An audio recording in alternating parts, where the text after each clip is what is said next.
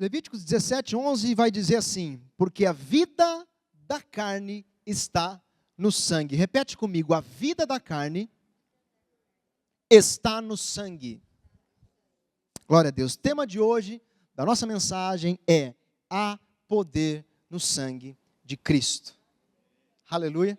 Agora eu gostaria que você rapidamente abrisse a sua Bíblia comigo em Gênesis, no capítulo 3, a partir do verso 7.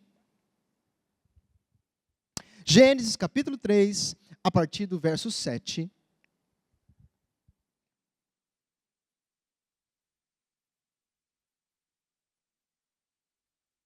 Todos chegaram?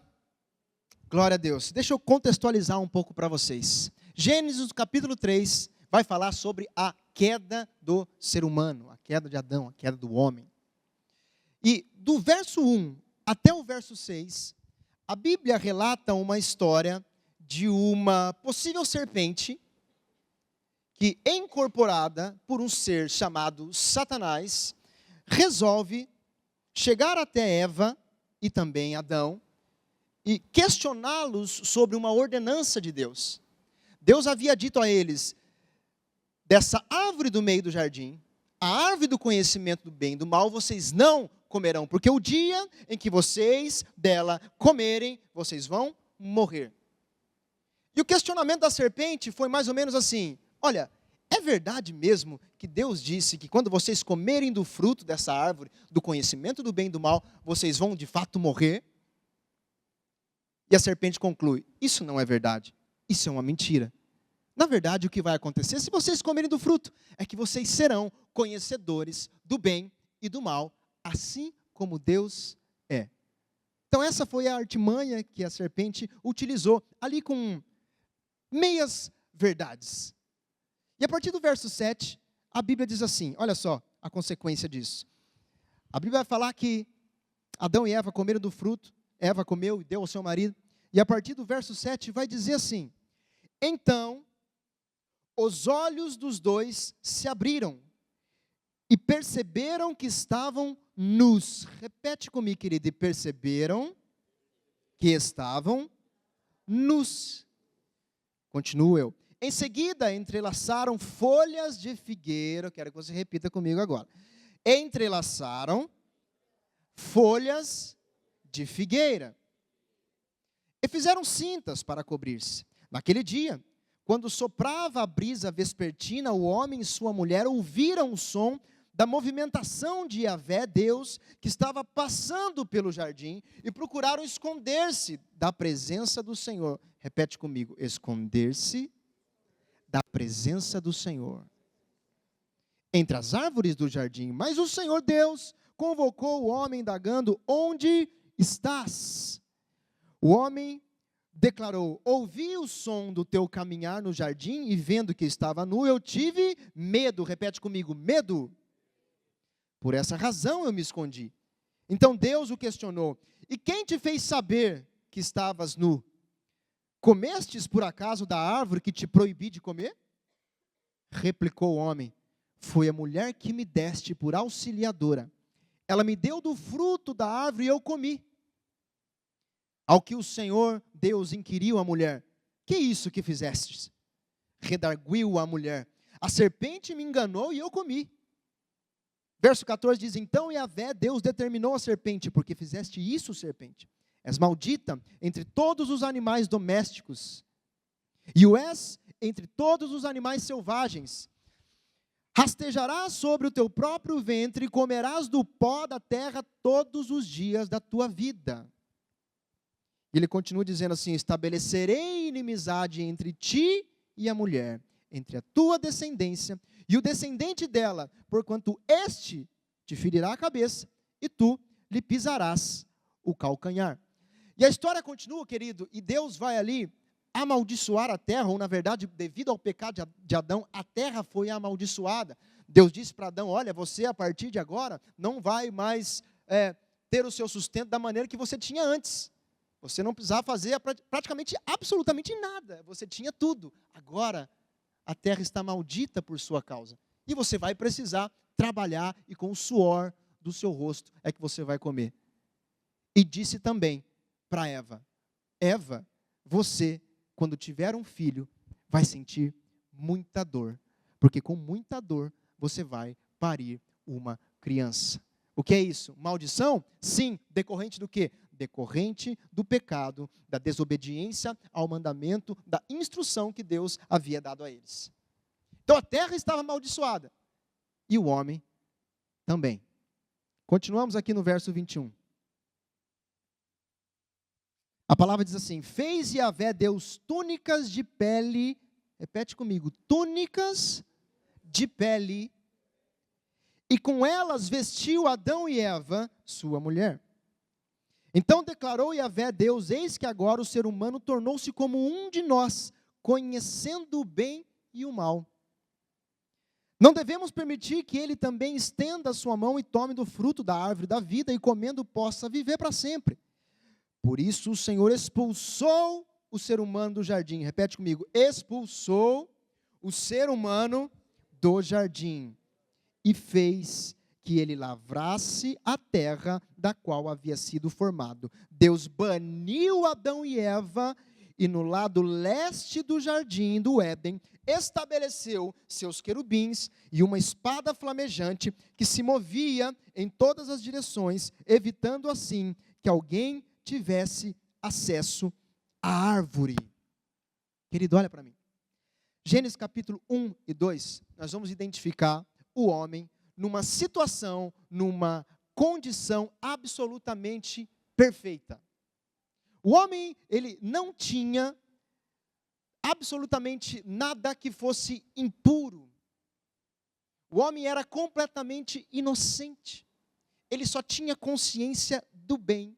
Ele não tinha vergonha de absolutamente nada. Ele não tinha consciência do medo. Ele não tinha consciência da culpa. O homem só vivia até então o bem e não conhecia o mal que possivelmente andava ao seu derredor na terra.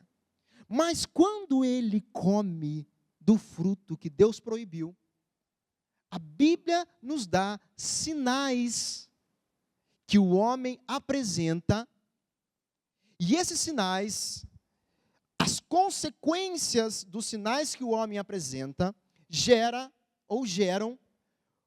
uma atitude humana em relação aos sinais e também uma atitude divina em relação à atitude humana.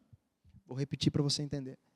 Quando o homem peca, a Bíblia nos apresenta alguns sinais no homem. E o homem, em decorrência desses sinais, ele tem uma atitude humana. E Deus, em decorrência da atitude humana, tem uma atitude divina. Olha só. Primeiros sinais: perceberam que estavam nus. Fala lá no verso 7. E o segundo sinal: tiveram medo. Lá no verso 10. Perceberam que estavam nus e tiveram medo. Qual foi a reação de Adão e Eva? Quando perceberam que estavam nus, se cobriram com folhas de figueira. E quando tiveram medo, se esconderam. Aí agora vem a atitude divina. O que é que Deus fez quando Adão percebeu que estava nu, se cobriu com folha de figueira? Deus cobriu Adão com pele de animal, túnica, vestimenta feita de pele de animal. Isso quer dizer o quê? Quer dizer que um animal precisou ser sacrificado para que a pele dele fosse usada para cobrir Adão e Eva. Tá tudo bem? Amém? Segunda atitude de Deus em relação à atitude humana: expulsou o homem do jardim. Aqui você não vai se esconder. Expulsou. Então agora deixa eu tentar explicar um pouco para vocês melhor, querido. Quando a Bíblia diz, num sinal, que o homem percebeu que ele estava nu e que também teve medo, na verdade, perceber que estava nu, a Bíblia estava ali nos dando uma ideia de que Adão tinha perdido a sua completa inocência. Ele tinha sido possuído de vergonha. Ele tinha sido possuído de culpa. Adão estava enfrentando algo ali, percebeu algo diferente no seu corpo, que o fez ter uma sensação de que algo esquisito, algo estava errado, e era a consciência do mal sendo introduzida. Mas ele não conhecia. Ele sabia que algo estava diferente. Era a percepção que o mal estava ao seu derredor. Ele não tinha consciência nenhuma do mal. Ele só vivia com Deus, e de Deus só vem coisa boa. Boa dádiva, dom perfeito.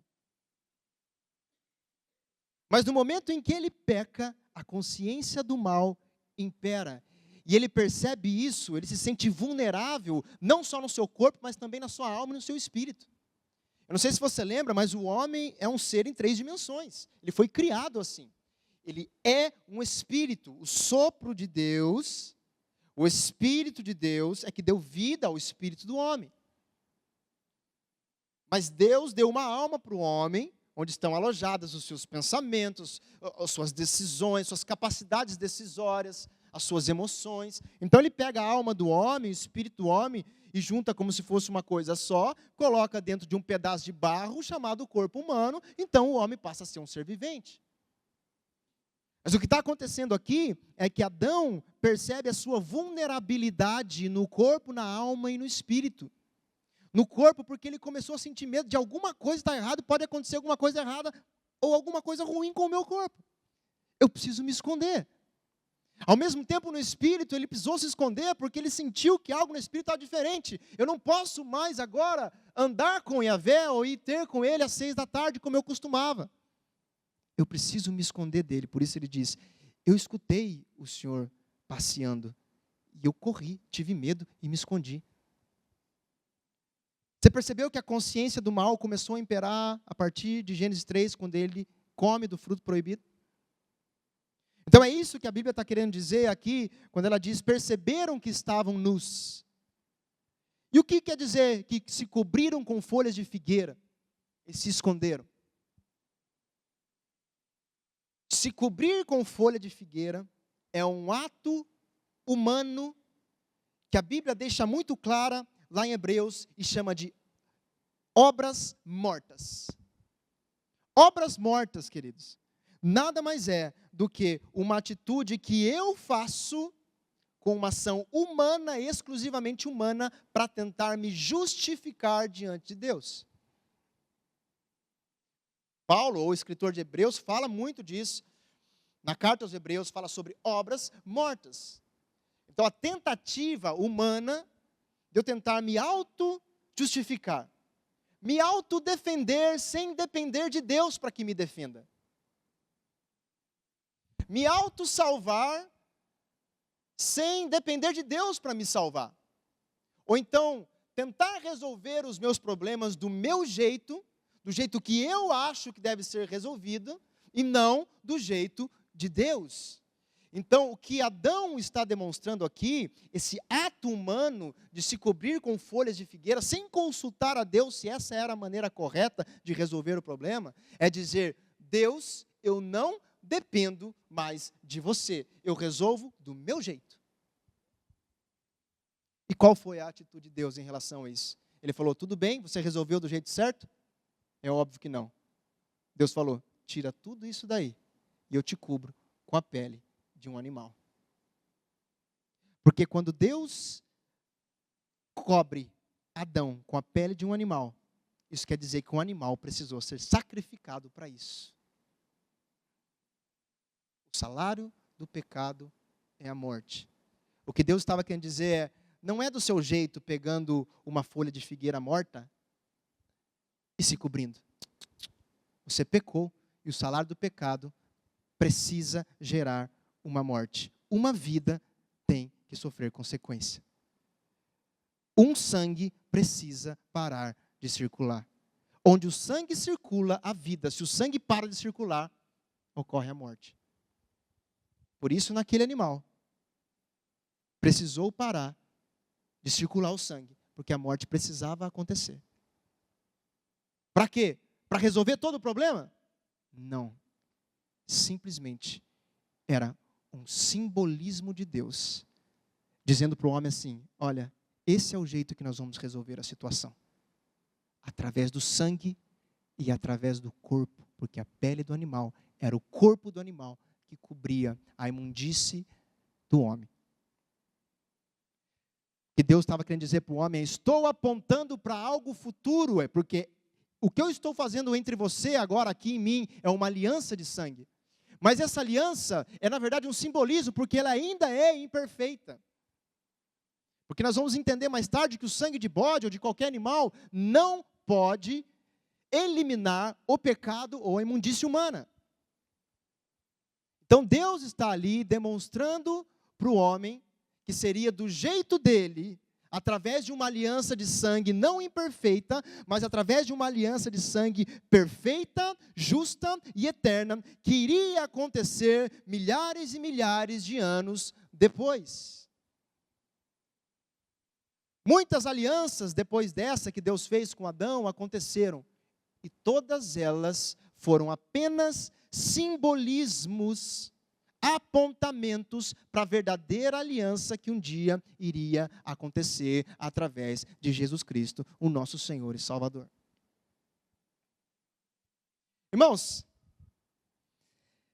isso é facilmente comprovado a partir do verso 14 e 15. Volta aí em Gênesis 3,14. Olha só o que a Bíblia vai dizer. Pode ir para o 15 direto. A palavra vai dizer assim: Deus, olhando-se, voltando para a serpente, dizendo: estabelecerei inimizade entre ti, serpente, e a mulher. Entre a tua descendência, serpente, e o descendente da mulher. Porquanto este descendente da mulher te ferirá a cabeça, enquanto tu lhe picarás o calcanhar. Profeticamente, o que Deus está dizendo aqui? Eu vou resolver essa situação. Depois ele demonstra como ele vai resolver. Através de sangue, porque era o jeito justo de se resolver.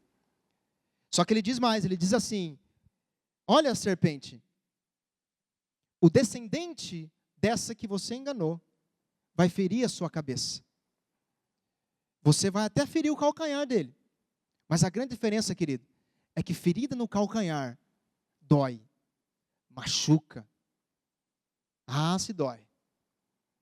Talvez você fique dias e dias sem conseguir andar, se arrastando. Mas ferida no calcanhar não aniquila, não destrói. Agora Deus está dizendo: o descendente da mulher irá te ferir mortalmente na cabeça. O que Deus estava querendo dizer: a aliança perfeita será o último golpe que eu vou dar na sua cabeça. Sabe o que Deus estava profetizando aqui? Na cruz do Calvário, quando Jesus disse: está consumado, estava se cumprindo exatamente isso. Satanás estava sofrendo o último golpe na cabeça.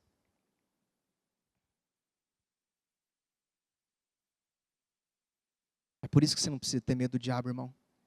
Porque se você faz parte dessa nova aliança em Cristo Jesus, ele não pode te tocar. Aleluia. Aleluia. Aleluia. E por que essa aliança foi imperfeita, Cauê? A aliança que Deus fez ali com Adão, no momento em que matou o animal para cobrir a sua vergonha com as suas peles. Por que ela não foi suficiente? Eu gostaria que você abrisse a sua Bíblia comigo no livro de Hebreus, no capítulo 10, a partir do verso 4.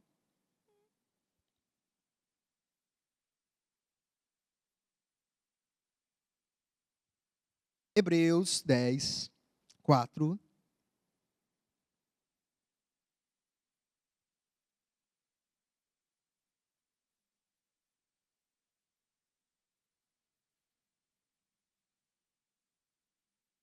A palavra vai dizer assim: porque é impossível que o sangue de touros e bodes remova pecados. Mais uma vez. Porque é impossível que o sangue de touros e bodes remova pecados. Por isso, quando Cristo veio ao mundo, proclamou: sacrifício e oferta não quiseste, mas um corpo me preparaste. Repete comigo: um corpo me preparastes. De holocausto e ofertas pelo pecado não te agradaste. Então eu disse: aqui estou, no livro está escrito ao meu respeito, vim para fazer a tua vontade. Por que essa aliança foi imperfeita, a aliança que Deus fez com Adão, e todas as outras alianças simbólicas? Porque o sangue do bode, do carneiro, do touro, do bezerro, seja lá de que animal for, não representa o sangue de um homem. O sangue que deveria ser ofertado pelo pecado de Adão, deveria ser o sangue de um homem. Porque o homem pecou e o homem deveria pagar, e não o animal. E a Bíblia diz assim, em Hebreus 2, verso 17, não precisa abrir, eu vou ler para você. Por isso, em todas as coisas, convinha-lhe que fosse feito semelhante aos irmãos. Está falando de Jesus. Quem são os irmãos? É o cachorro, é o gato, é o touro, é o bode? Ou são os homens, o ser humano? Semelhante a quem? Aos homens, aos irmãos. Para que então fosse um sumo sacerdote misericordioso e fiel em todas as coisas que pertencem a Deus, para operar a reconciliação por causa dos pecados do povo. Se o povo pecou e o povo são seres humanos, o ser humano deveria pagar para substituir o pecado do povo. Está tudo bem até aí, irmão? O que Deus estava dizendo era mais ou menos assim: Adão, não é com folha de figueira que a gente resolve. Vai ser com sangue. Vou te dar um símbolo. Vai ser mais ou menos assim. Sangue e corpo. Um dia você vai entender. Ponto número 2. O sangue deveria ser puro e imaculado. Hebreus capítulo 9, verso 14 vai dizer assim: quanto mais... Abre aí para você não duvidar do que eu estou falando. Hebreus capítulo 9, verso 14.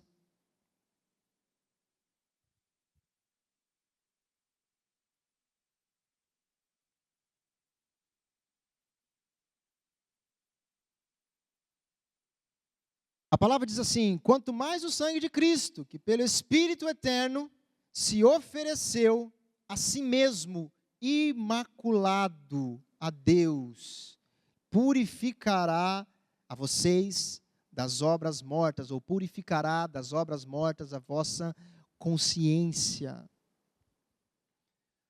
No momento em que Adão pecou, ele teve a consciência do mal, a consciência que o levou a praticar uma obra que a Bíblia chama de morta, tentar se auto-justificar, colocando uma folha de figueira. Mas Deus, novamente, estava demonstrando a ele: não é assim que eu resolvo. Eu vou resolver com sangue e vou resolver com corpo. Mas não é qualquer sangue. Precisa ser um sangue humano e precisa ser um sangue puro.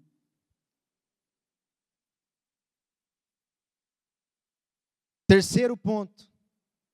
O sangue a ser derramado no sacrifício pactual deveria ser em consentimento voluntário.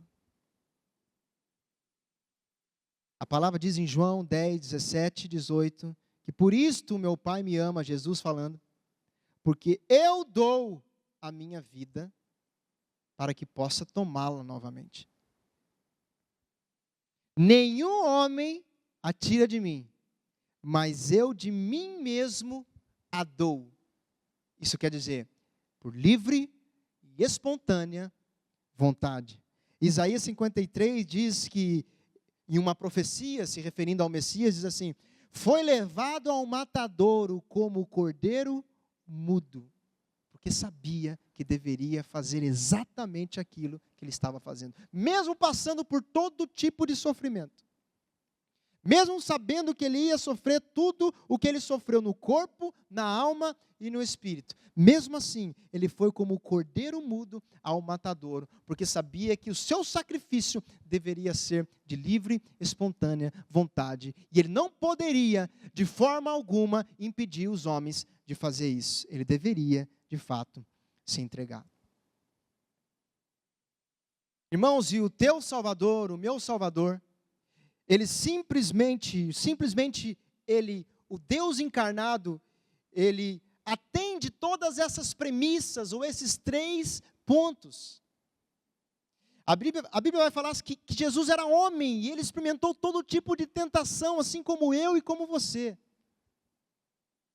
Vai dizer que Jesus em tudo foi tentado, mas foi o único homem que andou por essa terra e não pecou absolutamente nenhuma vez. Porque se tivesse pecado, todo o plano de Deus, da nova aliança, teria sido jogado por água abaixo. Então Jesus era homem. Jesus tinha o sangue puro. Se ele tivesse nascido de um homem e de uma mulher, já não daria certo, porque o sangue não seria puro. Teria se misturado com o sangue da mulher, e a mulher, obviamente, contaminada pelo pecado de Adão. O pecado de Adão já estava no DNA de Eva, ou melhor, de Maria. Maria também precisava de um Salvador. Ou você acha que ela se auto-salvou? É óbvio que não.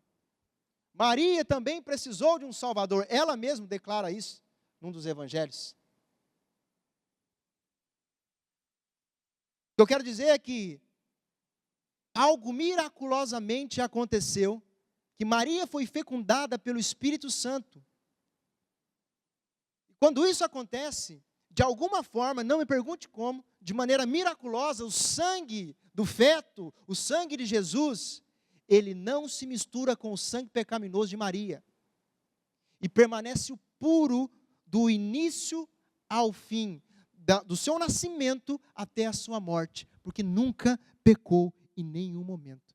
Isso quer dizer que Jesus era filho de Deus, porque foi concebido pelo Espírito Santo, mas também era filho do homem, porque nasceu de uma mulher humana. E Jesus também cumpriu a premissa de se entregar de maneira livre e espontânea, porque a Bíblia diz que a sua morte foi morte terrível e morte de cruz. Mas como um cordeiro mudo, ele se entregou, dizendo: a minha vida ninguém a tira, eu mesmo a dou. Meu irmão, o que eu quero dizer para você é, nem mesmo Jesus poderia morrer se algo não acontecesse naquela cruz. Ele se entregou, e foi tão voluntária a entrega de Jesus, que isso é provado porque era impossível que Jesus morresse, porque ele não tinha nenhum tipo de pecado. Nem o pecado original e nem nenhum ato pecaminoso que ele cometeu durante a sua vida, isso contaminou o seu sangue ou o seu corpo. Então, como Jesus iria morrer, se na verdade a única causa da morte é o pecado? Se Jesus não tinha pecado, como ele iria morrer? Impossível. Mas sabe o que Deus faz quando Jesus está ali na cruz do Calvário? No momento em que ele sofre todo tipo de dor, Deus vê a oportunidade perfeita de pegar o pecado de Adão e de Eva, e não só o deles, mas o seu e o meu, de todos que passaram antes de nós, e aqueles que ainda vão nascer. E pegou o meu e o seu pecado, o pecado de Adão, de toda a humanidade, e cravou em Jesus na cruz. E então, com o meu pecado cravado nele, Jesus teve a possibilidade de morrer, e então morreu não pelo pecado que ele cometeu, mas pelo meu pecado. Isso quer dizer que o meu e o seu pecado mataram Jesus na cruz. Quem lançou o meu pecado sobre Jesus? Fui eu? Não. Foi o próprio Deus. Que negócio é esse? Você está falando que Deus é que matou Jesus na cruz? Sim. Sabe o que Jesus diz antes de morrer? Eli, Eli, lama sabachthani. Deus meu, por que me desamparastes? Irmão, naquele momento, Jesus vê Deus de costas para ele. E é óbvio que o coração de Deus estava dilacerado naquele momento, porque de costas para o seu único filho unigênito indo para uma cruz, sem ter cometido nenhum pecado, nenhuma injustiça nesse mundo, e agora de frente para um monte de gente que a Bíblia chama de inimigo de Deus, todos contaminados pelo pecado, indo para o inferno de maneira justa, porque eram pecadores, mas agora, o precioso sangue de Cristo Jesus, ali naquela cruz, foi suficiente para remir todos os pecados de todos os homens, de toda a humanidade, de todos os tempos que nasceram e que ainda vão nascer. Deus sabia disso e precisou fazer esse ato, para que a aliança de sangue fosse ali confirmada na cruz do Calvário. Jesus precisou morrer numa atitude de aliança de sangue perfeita, para que eu e você pudéssemos ter vida novamente. Quando Cristo morreu, querido, todo o sangue do corpo dele foi esvaziado. Todo o sangue. Sabe o que aconteceu? Depois das 6 horas que ele estava na cruz, para que não tivesse dúvida de que todo esse sangue iria para a pedra, assim como Deus, quando matou o animal, derramou o sangue na pedra, iria lá para o monte do Calvário, o soldado romano pega uma lança e fura o lado de Jesus, e a Bíblia diz que daquela ferida, do ferimento, do buraco, sai sangue e água, para que todo o sangue fosse derramado. Comprova isso, comprovo. Quando Jesus ressuscitou e ele aparece aos seus discípulos, os discípulos se assustam com ele porque ele está com um corpo um pouco diferente. E dizem, é um fantasma. Só pode ser um fantasma. E ele fala para os discípulos, ora, então toca em mim. Veja se fantasma tem carne e osso como eu tenho. É interessante que ele fala carne e osso e não fala mais sangue. Porque o sangue todo havia sido derramado na cruz do Gólgota, na cruz do Calvário, no monte do Calvário. Para a remissão dos pecados. Porque era o Espírito de Deus que dava vida ao corpo de Jesus. Pois foi o Espírito Santo que retirou ele do mundo dos mortos, dando vida ao seu corpo mortal. E é exatamente esse corpo que eu e você, um dia, vamos ter. Um dia não vai ser mais o sangue que vai dar vida ao seu corpo. Um dia vai ser o Espírito Santo de Deus que vai vivificar o meu corpo, um dia que vai estar na terra.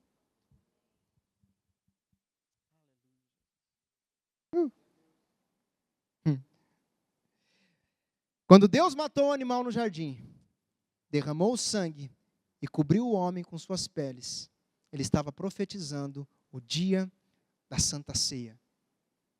Quando o Senhor disse em Mateus, Jesus dizendo, enquanto comiam, Jesus tomou o pão, deu graças, partiu e deu aos seus discípulos, dizendo, tomem e comam, este é o meu corpo. A aliança também é corpo. Quando Deus matou o animal, cobriu Adão com o corpo do animal, para que o corpo pudesse cobrir a sua vergonha, para que o corpo pudesse cobrir a sua culpa, o seu medo, a sua insegurança, a sua consciência de que algo ruim poderia acontecer. O corpo de Cristo nos cobre do medo, da vergonha, da ansiedade, da preocupação, da timidez, o corpo de Cristo. E por isso nós celebramos o corpo.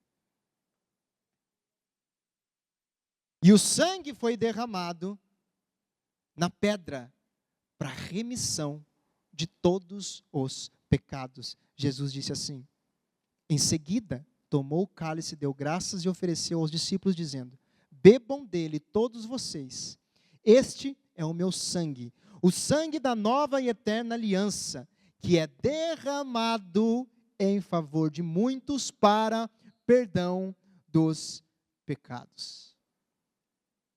Quero que você abra sua Bíblia comigo em Hebreus, no capítulo 10, a gente já está terminando. E a gente vai ler o capítulo 10 inteiro, para que não reste dúvida a você daquilo que eu falei.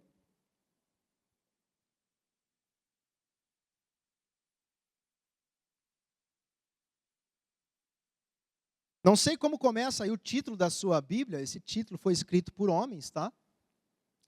Mas o meu título é assim: o sacrifício de Cristo é definitivo. Está mais ou menos assim na sua Bíblia? Verso número 1. Assim, considerando que a lei oferece somente um vislumbre dos plenos benefícios que hão de vir, olha só, apenas memoriais, ou melhor, apenas lembretes, apenas vislumbres, apenas apontamentos do que ainda viria de vir. Mas não exatamente a realidade. Jamais poderá, mediante os mesmos sacrifícios repetidos ano após ano, aperfeiçoar os que se achegam para adorar. Está falando do sacrifício de animais. Se não fosse assim, não teriam cessado de ser oferecidos. Porquanto, se os adoradores tivessem sido purificados de uma vez por todas, não mais se sentiriam culpados pelos seus pecados. O problema é que os animais eram sacrificados apenas para cobrir como um apontamento de um sacrifício perfeito, mas não resolvia em nada, porque a culpa ainda continuava, o medo ainda continuava, a insegurança ainda continuava. Verso 3: Contudo, essas cerimônias de sacrifícios promovem todos os anos uma recordação dos pecados. No Antigo Testamento, o sacrifício era apenas uma recordação. Olha, que Deus estava querendo dizer, olha, façam essa recordação, lembrando que vocês precisam de uma ação divina para resolver o problema de vocês. Não é nesse modelo de sacrifício anual que vocês vão resolver o problema do pecado, do medo, da culpa, da insegurança. Porque é impossível, a gente já leu, que o sangue de touros e bodes remova pecados. Por isso, quando Cristo veio ao mundo, proclamou: sacrifício e oferta não quiseste. Por quê? Porque não funciona. Mas um corpo me preparaste, humano, isso vai funcionar. E de holocausto e de ofertas pelo pecado não te agradastes, ó Deus. Então eu disse: aqui estou no livro, está escrito a meu respeito, vim para fazer a vontade de Deus. Havendo declarado em primeiro lugar sacrifícios, ofertas, holocaustos e ofertas pelo pecado, não quiseste, tampouco deles te agradaste, os quais foram realizados conforme a lei. Então completou: aqui estou, vim para fazer a tua vontade. E assim, olha que maravilhoso isso, ele cancela, Jesus cancela o primeiro padrão para estabelecer um segundo padrão. Não mais com um sangue insuficiente, não mais com um sangue incapaz ou injusto, mas um sangue que consegue produzir resultado e cumpra a justiça de Deus. E por essa determinação fomos santificados por meio da oferta do corpo de Cristo Jesus, feita de uma vez por todas. De uma vez por todas. Ora, todo sacerdote se apresenta dia após dia para exercer seus deveres religiosos, que nunca podem remover os pecados. Jesus, no entanto, havendo oferecido para sempre um único sacrifício pelos pecados, assentou-se à direita de Deus, aguardando daí em diante, até que seus inimigos sejam submetidos por estrado de seus pés. Porquanto com uma única oferta aperfeiçoou toda a eternidade todos quantos estão sendo santificados. E disso igualmente nos dá testemunho o Espírito Santo, porquanto após ter declarado: esta é a aliança que farei com eles. Depois daqueles dias, diz o Senhor, coloquei as minhas leis no âmago do seu coração e as escreverei profundamente em sua mente. Concluiu: dos seus pecados e iniquidades nunca mais me permitirei recordar. Afinal, onde estão, ou onde todas as transgressões foram perdoadas, não existe mais qualquer necessidade de oferta, de sacrifício pelo pecado. Aleluia! Sabe o que isso quer dizer?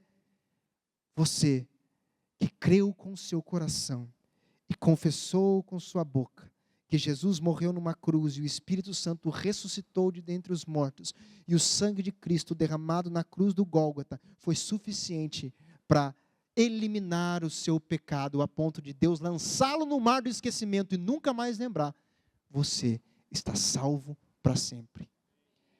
E essa é a melhor mensagem que você pode ouvir na sua vida. Você está salvo. Você pode se colocar de pé em nome de Jesus. A gente vai cantar um último louvor. Aleluia. Enquanto isso, eu quero ler alguns versos para vocês aqui sobre o sangue de Cristo. Efésios 1:7 diz: nele temos a redenção por meio do seu sangue, o perdão das transgressões de acordo com as riquezas da sua graça.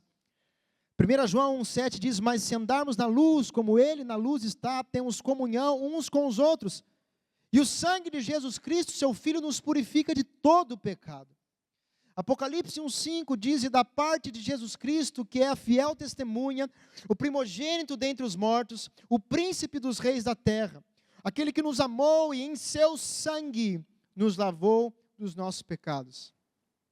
Romanos 3:25 diz: Deus o ofereceu como sacrifício para a propiciação, mediante a fé pelo seu sangue, demonstrando a sua justiça. Efésios 2:13 diz: mas agora em Cristo Jesus, vocês que antes estavam longe, foram aproximados mediante o sangue de Cristo. Atos 20:28, cuidem de vocês mesmos e de todo o rebanho sobre o qual o Espírito Santo os colocou como bispos, para pastorear a igreja de Deus, que ele comprou com seu próprio sangue. Hebreus 9:12, não por meio de sangue de bodes e novilhos, mas pelo seu próprio sangue, ele entrou no lugar santíssimo de uma vez por todas e obteve eterna redenção. Para encerrar, Apocalipse 5, verso 9, e eles cantavam um cântico novo: tu és digno de receber o livro e de abrir os seus selos, pois foste morto e com teu sangue compraste para Deus homens de toda tribo, língua, povo e nação. Aleluia. Você pode fechar os seus olhos em nome de Jesus. Jesus, nós queremos estender aqui a nossa adoração ao Senhor. E não existem palavras que a gente possa proferir nesse momento, Jesus, que possam chegar aos pés de te agradecer, pelo menos numa fração tão pequena. Nada que a gente possa fazer aqui vai ser suficiente para poder dimensionar, Senhor, aquilo que o Senhor fez naquela cruz. E o teu sacrifício nos constrange, a ponto de que sim, Senhor, nós dizemos sim a Ti. Nós, Senhor, colocamos a cruz nas nossas costas, como o Senhor disse: se você quiser me seguir, coloque a sua cruz sobre as suas costas e me siga. E quando nós fazemos isso, Senhor, não é que vamos viver uma vida de sofrimento, mas é que vamos viver uma vida declarando que somos totalmente dependentes do Senhor. Declarando que a nossa vida por si só, pelas nossas próprias ações ou atitudes, ou nossos próprios comportamentos, ou pelo nosso bel prazer, simplesmente humano, não nos satisfaz mais. Porque o nosso prazer é ter o Senhor inserido nas nossas vidas, dentro das nossas igrejas, dentro das nossas famílias, dentro das nossas escolas, dentro dos nossos trabalhos. O que nós estamos dizendo, Senhor, em carregar a nossa cruz e honrar o Teu sacrifício, é dizer que a vida se torna sem graça se o Senhor não estiver presente desde a hora que eu acordo até a hora que eu vou dormir. A vida se torna sem graça se eu acordar e a primeira coisa que não vier na minha mente é: Jesus, eu te amo. A vida se torna sem graça se em nenhum momento do meu dia corrido eu falar e lembrar: Jesus, eu te amo. Em meio aos estresses, em meio às adversidades do dia, a vida se torna sem graça se em nenhum momento desse eu parar e lembrar: Jesus, eu te amo. Se torna sem graça se eu for deitar na minha cama e colocar a minha cabeça no travesseiro e não lembrar que o Senhor existe e dizer: Jesus, eu te amo. Porque o teu penoso sacrifício me livrou da morte eterna. O teu penoso sacrifício me livrou da dor, e não só a dor que aqueles que vão para o lago de fogo vão sentir no seu corpo,